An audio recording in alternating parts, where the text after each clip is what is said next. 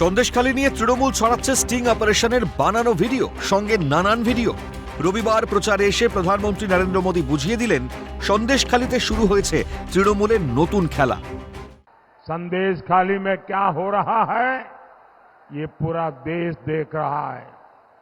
संदेशखाली के गुनहगार को पहले टीएमसी की पुलिस ने बचाया, अब टीएमसी ने एक नया खेल शुरू किया है। टीएमसी के गुंडे संदेशखाली बहनों को डरा रहे हैं, धमका रहे हैं, सिर्फ इसलिए कि अत्याचारी का नाम शाहजहां शेख है।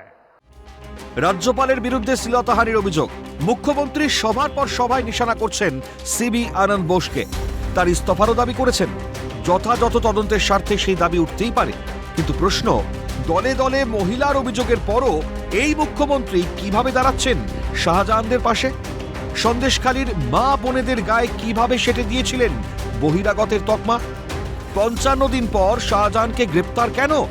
সিবিআই এর হাত থেকে শাহজাহানকে বাঁচাতে রাজকোষের টাকা উড়িয়ে কেন আদালতে ছোটা? শাহজাহানের ঘনিষ্ঠ আত্মীয়ের বাড়ি থেকে দেশি বিদেশি অস্ত্র বিস্ফোরক উদ্ধার হতেই কেন এনেছিলেন সাজানো ঘটনার তত্ত্ব? রাজ্যপালের বিরুদ্ধে ওঠা শ্লীলতাহানির অভিযোগকে যিনি তদন্তের আগেই সত্য বলছেন, সেই তিনি সন্দেশখালীর মহিলাদের নির্যাতন ধর্ষণের অভিযোগকে মিথ্যে বলে উড়িয়ে দিচ্ছেন। সিবি আনন্দ বোস রাজ্যপাল থাকলে যে মহিলা মুখ্যমন্ত্রী রাজভবনে যেতে ভয় পাচ্ছেন, বাবারে আমাকে এখন রাজভবনে ডাকলে আমি আর যাব না। রাজভবনে আমি আর যাচ্ছি না ভাই, আমাকে রাস্তায় ডাকলে যাব। রাজ্যপালের কথা বলতে হলে আমাকে রাস্তায় ডাকবেন, আমি রাস্তায় গিয়ে দেখা করে আসব।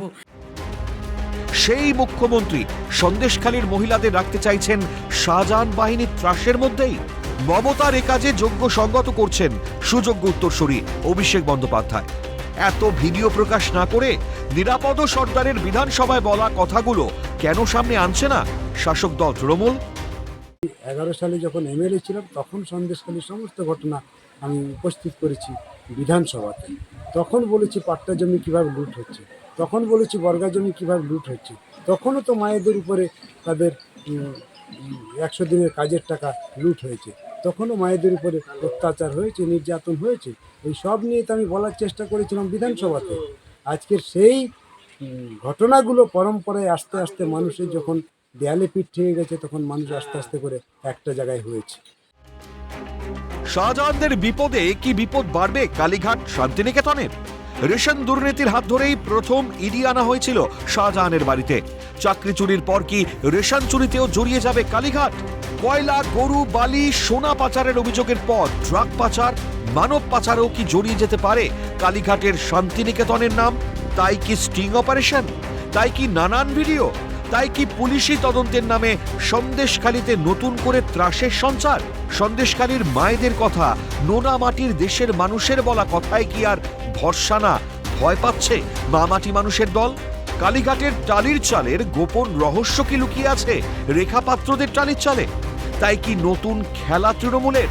প্রশ্নটা উঠে গেল প্রধানমন্ত্রীর কথাতে। ক্যালকাটা নিউজ।